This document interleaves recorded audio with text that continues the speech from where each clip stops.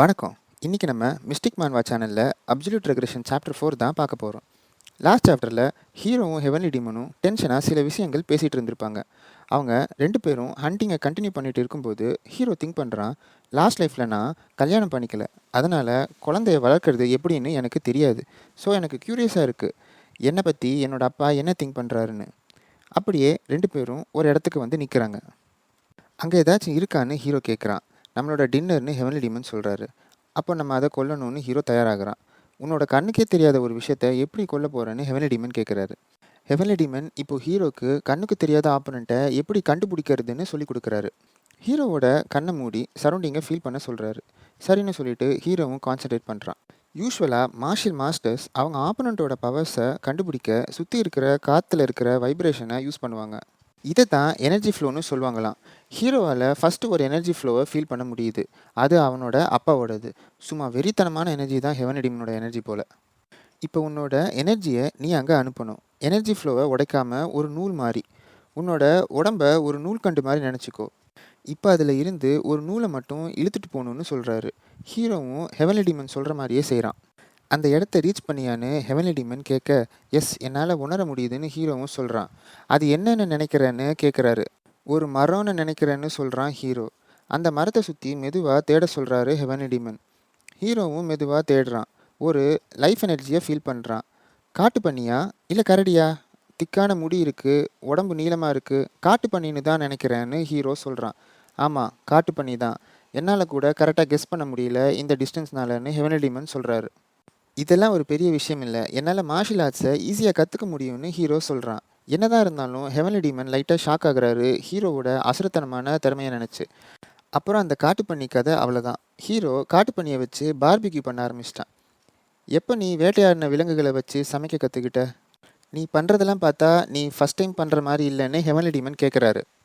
அப்படியா தெரியுது, இதெல்லாம் நான் புக்கை படித்து கற்றுக்கிட்டேன்னு ஹீரோ சொல்கிறான். ஆனால் உண்மையில் ஹீரோ இதெல்லாம் அவனோட கடந்த காலத்தில் சாப்பாட்டுக்காக வேட்டையாடினப்போ கற்றுக்கிட்ட விஷயங்கள். நீங்கள் உட்கார்ந்துருக்கிற டைகர் ஸ்கின் உங்களுக்காக தான் எடுத்துகிட்டு வந்தேன், உங்களுக்கு பிடிக்கும்னு நினைக்கிறேன்னு ஹீரோ கேட்குறான். அதுக்கு ஹெவன்லி டீமன், நீ என் கூட ஹண்ட் பண்ண விருப்பப்படுறதுக்கு காரணம் என்னை இம்ப்ரெஸ் பண்ண வச்சு என்னோட சக்ஸஸர் ஆகிறதுக்கான்னு கேட்குறாரு. இல்லை, எனக்கு தெரியும் இதெல்லாம் வேலைக்காகாதுன்னு. அதுபோக என்னாலேயே சக்ஸஸர் ஆக முடியும் உங்களோட ஹெல்ப் இல்லாமல்னு ஹீரோ சொல்கிறான். உன் மேலே நீ நிறைய நம்பிக்கை வச்சுருக்க போல, அப்போ எதுக்காக நீ என் கூட ஹண்ட் பண்ணணும்னு ஆசைப்பட்டேன்னு கேட்குறாரு. எனக்கு ரெண்டு ரீசன்ஸ் இருக்குது. ஒன்று, உங்ககிட்ட இருந்து என்ன முடியுமோ அதை கற்றுக்கிட்டு ஸ்ட்ராங் ஆகணும். இதை நான் சாதிச்சிட்டேன்னு நினைக்கிறேன்னு சொல்கிறான். ஸ்ட்ராங் ஆகி என்ன பண்ண போகிறேன்னு கேட்குறப்போ, நீங்கள் என்ன தப்பாக நினைக்க வாய்ப்பு இருக்குது, ஸோ நானே கிளாரிஃபை பண்ணுறேன்.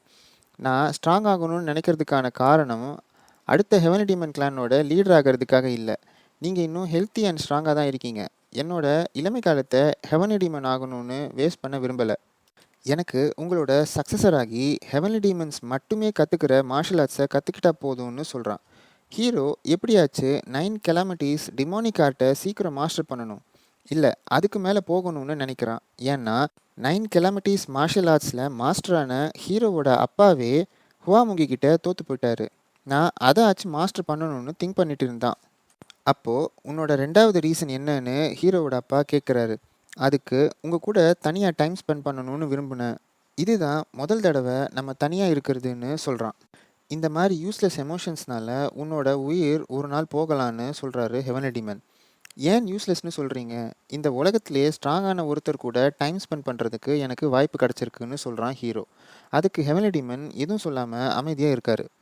ஹீரோக்கு அவனோட அப்பா கூட எந்த விதமான குட் மெமரிஸும் இல்லை. ஏன்னா ஒருத்தரை பார்த்து பயப்படுறது ஒரு குட் மெமரிஸ் ஆகாது.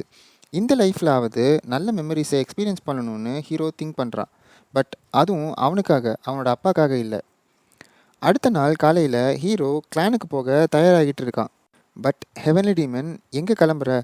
என் கூட வேட்டையாட வந்துட்டு ஒரு டைகரை கூட வேட்டையாடாமல் நம்ம எங்கேயும் போகல, சீக்கிரம் பேக் பண்ணிவிட்டு என் கூட வான்னு ஹெவன்லி டீமன் ஹண்டிங்க்கு கிளம்புறாரு. கடைசியில் ஹீரோ நினச்ச மாதிரி ஹண்டிங் ஒரு நாளில் முடியல. இப்போது ரெண்டு பேரும் ஒரு மூங்கில் காட்டில் இருக்காங்க.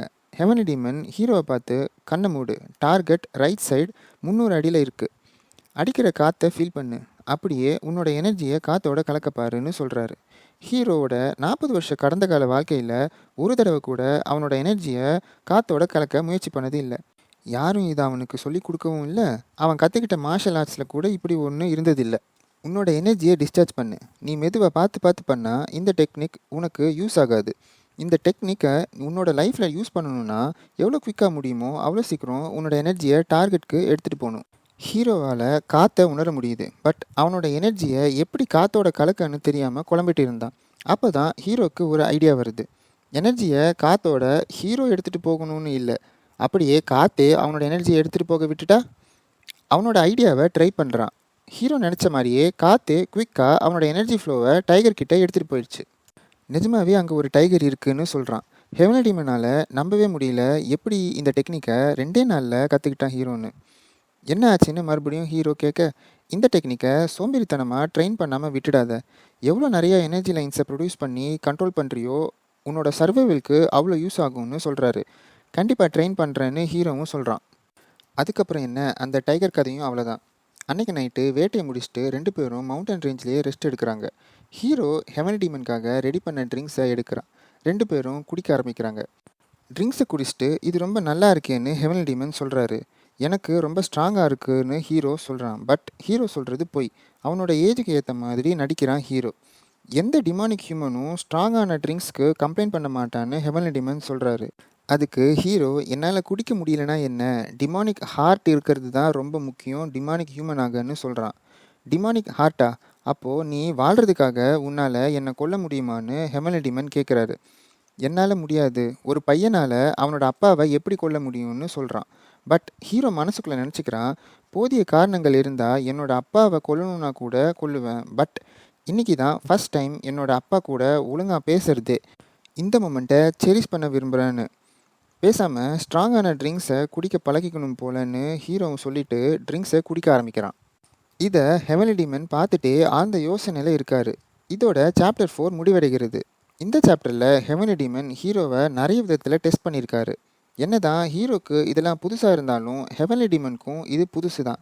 ஹெவன்லி டீமனுக்கும் அவரோட பசங்களுக்கும் நடுவில் இருக்கிற காம்ப்ளிகேட்டடான ரிலேஷன்ஷிப்பை நம்மளால் புரிஞ்சிக்க முடியுது. இந்த சாப்டர் உங்களுக்கு பிடிச்சிருந்தா இந்த வீடியோவை லைக் பண்ணுங்கள், என்னோட சேனலை சப்ஸ்கிரைப் பண்ணிக்கோங்க, கூடவே பெல் ஐக்கானும் கிளிக் பண்ணிக்கோங்க. நன்றி, வணக்கம்.